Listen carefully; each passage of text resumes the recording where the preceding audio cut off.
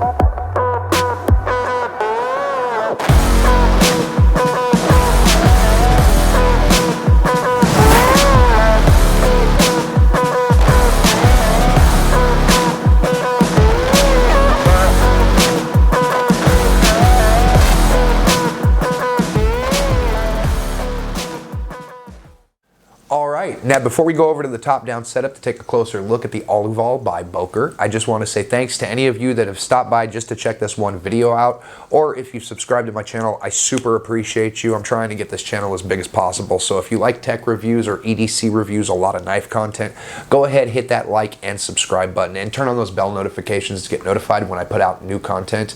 I put out a video, I try to get a video out once every week or two. So let's get back over to the top-down setup and check out this knife by Boker. What up, everybody? Alrighty, now that we're over here at the top-down setup, we can take a closer look at this newer release from Justin Lundquist and Boker. You know, it's funny, I'm not exactly sure how to pronounce this. I think it's pronounced the Alluvial, but it's also, you know, it's kind of hard to say. It could be the Alluvial. It's spelled A-L-L-U-V-I-A-L, so go ahead and pronounce that as you will. It's one of those knives that has one of those names that I just don't know how to pronounce it, so I'm not even going to try because I know I will butcher it, so I'm just going to call it the Alluvial. How about that? I love Justin Lundquist. He was one of the first designers that when I started collecting, I actually really started focusing on. And he's not a very popular designer. My favorite knife that he's made, and it's quite funny, you can tell one of his knives basically just because of these lines that he seems to put in all of his knives. He has this 5-line combo that I've noticed that comes across one way or another in almost every knife that he designs.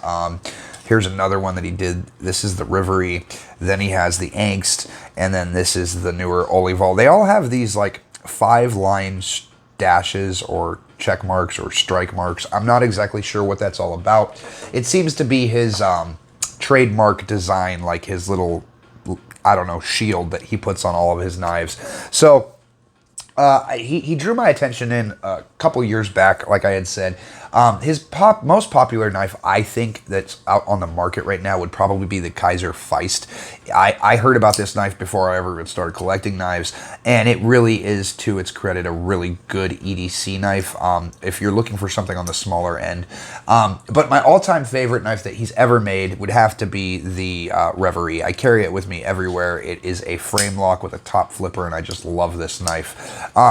And I'm not sure, you know, if that has to do with the fact that this is a Kansept knife and the way they do their fit and finish and their working. It just seems to be the most premium one of any of his knives that I've picked up so far. But as far as this Boker is concerned, this is a newer release that he partnered with Boker to create. And I'm pretty sure that this is his first automatic knife.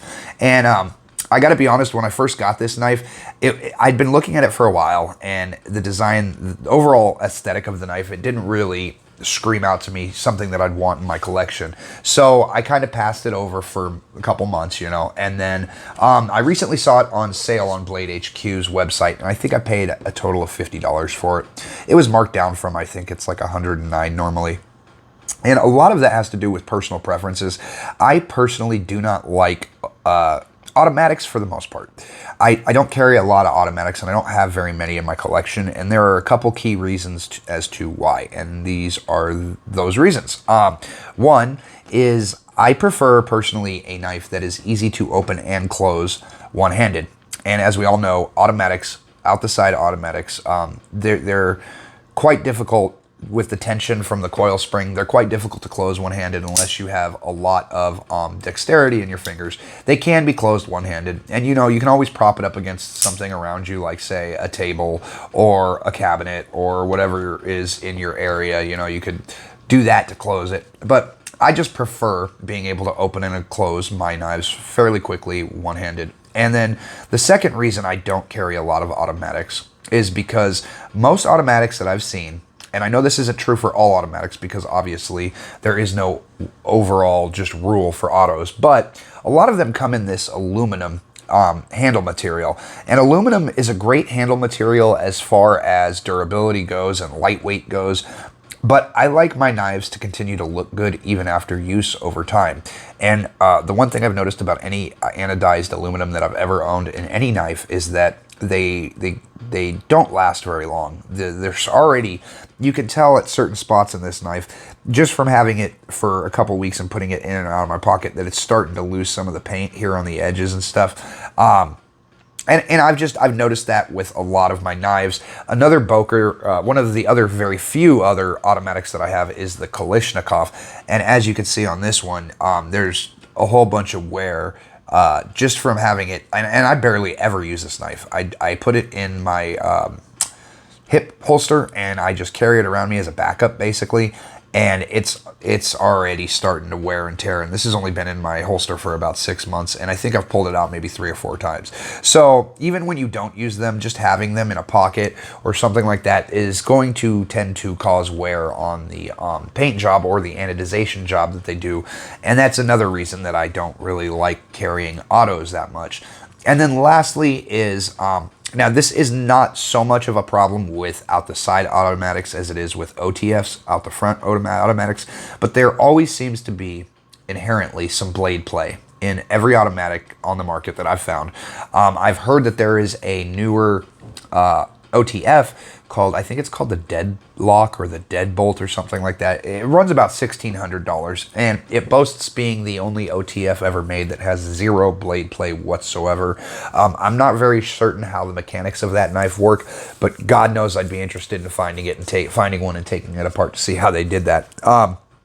But so overall, those are the 3 reasons that I don't carry them. Now, that's not to say that they're not great knives, and a lot of people out there like the automatic aspect to their EDC, and if that's the kind of person you are, then more power to you. There's nothing wrong with that whatsoever. But getting down to the brass tacks of the use of this, I have been using it over the last couple of weeks, and I'm a big blade geometry guy, and I like my blades to be a little slicier on the slicey end. And generally, I've noticed that thinner blades that don't have a lot of belly or just the blades are thinner overall tend to be less slicey depending on the geometry. But that is not the case with this particular model. It's got a very slicey blade. It could possibly have to do with the fact that I threw it on my Work Sharp Precision Adjust Pro. And I put a 17-degree edge on this. So this thing is just a master slicer right now. It has a full flat grind, and I don't know if this would be considered a clip point. I almost want to call it a flat back because it does have that straight back, profile to it, but there is this little dip here.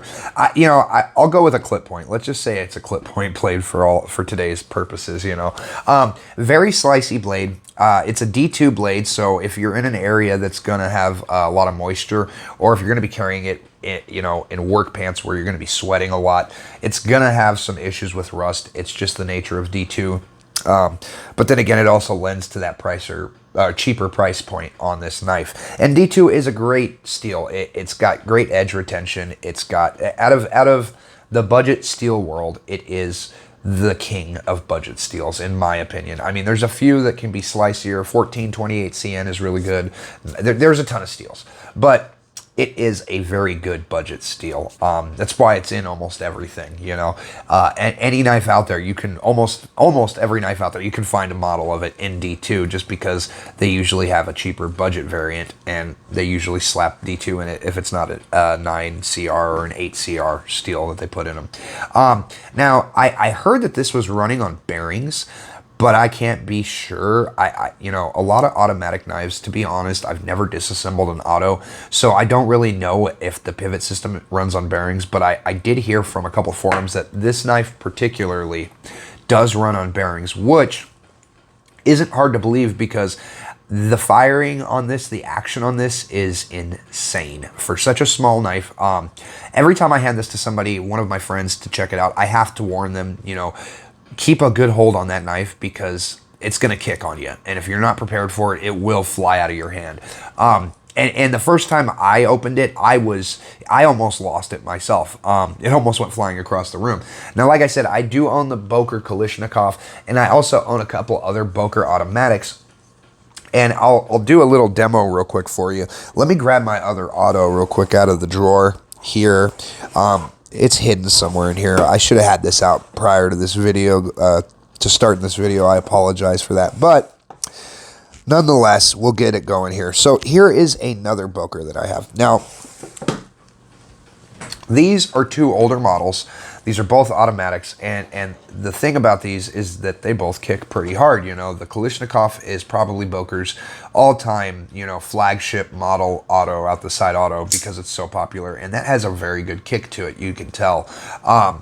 And so does this one right here. You know, I can't remember the name. I think this is called the Auto Strike. I'm going to have to look that up. I'll put it right here across the screen in case I was wrong. But yeah, this one, good kick to it as well. You know, the action on these are good.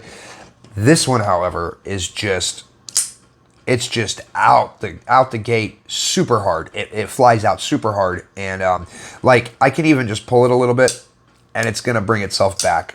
It's gonna, you know, even if you pull a little bit, it's a super strong action on this knife, and that could be a good or a bad thing, you know, depending on your opinions about it. But I think it's pretty cool. I like seeing something with that kind of strength. I'm almost positive I could open this thing underwater because of how durable it is. And that full flat grind, like I said earlier, really does lead to it being a super slicey blade. We're going to go ahead and get measurements here for you guys. Your overall measurement on this thing is going to be 4.5. I'm sorry. Oh, I need my glasses. This is actually going to be 7.7 inches total length, with a cutting edge of 3.3 inches and a closed length of 4.5. That's where I had that 4.5. So 4.5 inches. As far as weight goes on this, it's going to be, you know, I wouldn't consider this a heavy knife at all. It's almost light enough that I would say, yeah, go ahead. You could carry this in a pair of like gym shorts or running shorts or something like that. And if I had to guesstimate, I want to say this is around 3.5 to 4 ounces. Let's go ahead and see how accurate I am here with that. Let's turn this on here. Switch it over to ounces. Oh, I was real close, 3.101 ounces. So yeah, I've always said anything under, you know, 4.5, 5 ounces is something that I can consider pretty manageable in almost any attire. You're not going to have to wear a pair of work jeans to make sure that this thing doesn't pull down your pants when you're walking down the street. It is fairly light. And another thing that I did like about the design that they did was that they put this lanyard here. I like it, but I also don't know how it would be practically functionable with a lanyard, because you'd have a rope across here. Your lanyard pin would be across here, I guess. I don't know. It's really neat though how they did the whole. So the show side you don't see anything, but on the back side, the clip side, there's a hole here, and then the other hole is at the very bottom here for the lanyard. So I thought that was pretty creative the way they had done that.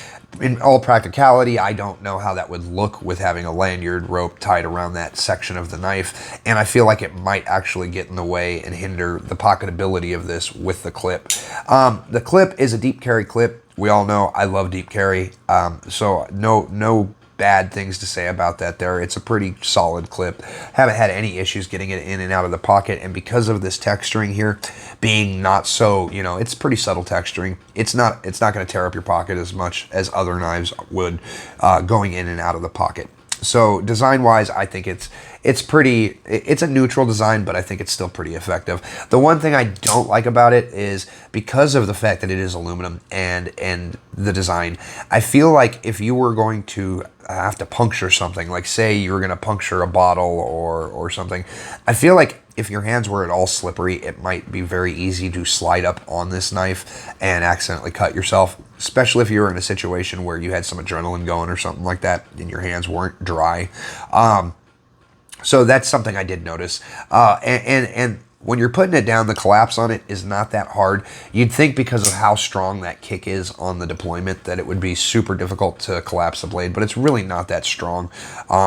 It's not that, it doesn't give that much pushback, I guess I'd say. And then, so then we're going to go ahead and do well, before I do the size comparison, I want to say that being the size this is, I would consider it to be a medium-sized knife. I can hold it with a full four-finger purchase in my hand, and I have what I would consider to be a large glove hand, and I have a little bit of pommel sticking out the end. They provide you with some nice jimping here. It would have been nicer, I think, if they had extended the jimping out to the end of this swedge right here, but it comes a little bit short right here, which it's good. It's just not, I think it could have been improved upon just a little bit if they had extended that, like I had said. For automatics, though, it's an all-around pretty good knife.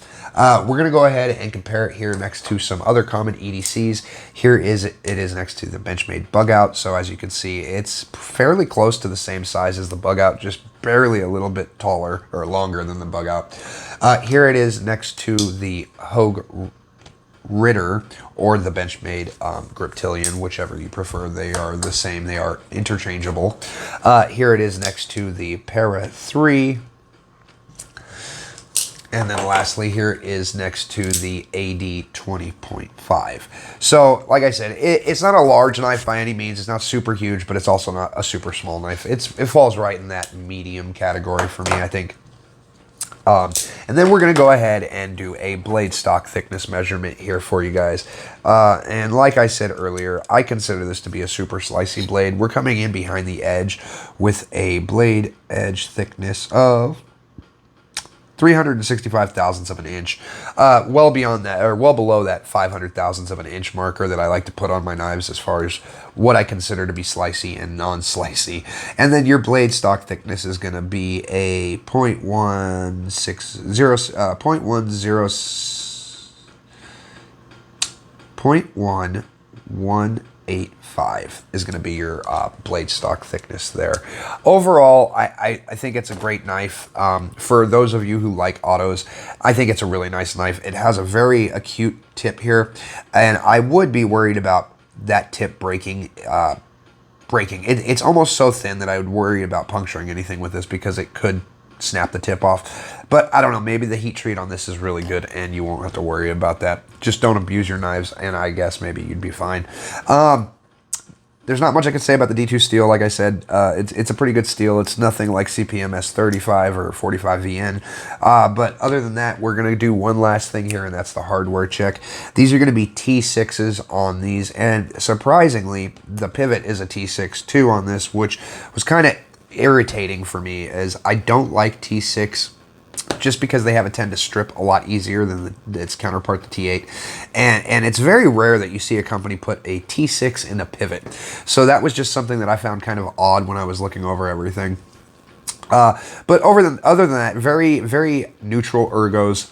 No real hot spots when you carry it. The clip, you'd think that maybe that clip would give you a little bit of a hot spot. And you know, honestly, if you had smaller hands, it might give you a little bit of a hot spot. But if you have a large glove hand, I don't think you're going to have any problems or issues with it. Definitely something that you could carry in almost any kind of outfit, and it almost lends itself to that. You know, I feel like this would be a good work knife, but it also could, as long as the paint doesn't get scratched off too soon. You know, it does kind of have an elegance to it that could make this almost a gentleman carry, like a gentleman's auto. So that's about it for today's review of the. I'll try this again. The Alluvial, Alluvial. The Alluvial. We'll go with that. The Alluvial by Boker and Justin Lundquist. So let's get back over to the desktop setup so we can finish up this video, guys. And thanks for coming out and checking out this Boker with me today. Alrighty guys, well that's it for today's review. Like I said earlier, if EDC content or tech reviews are your thing, go ahead, hit that like and subscribe button and turn on those bell notifications to get notified when I put out new content. Other than that, I hope you guys have a great night. Stay sharp, stay safe, and stay creative, my friends. We need more of that in this world, especially nowadays.